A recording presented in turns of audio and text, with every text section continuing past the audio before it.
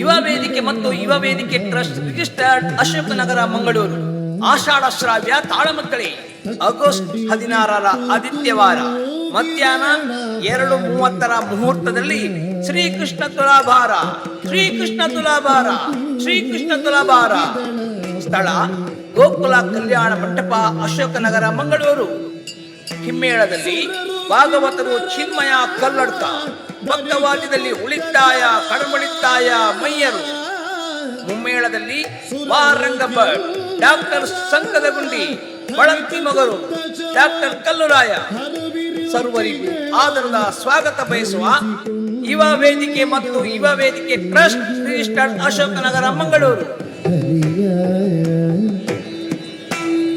ತಕ್ಕಡಿಗಿಟ್ಟು ತೂಗಿದಳ ಭಾಮಿ ಹರಿ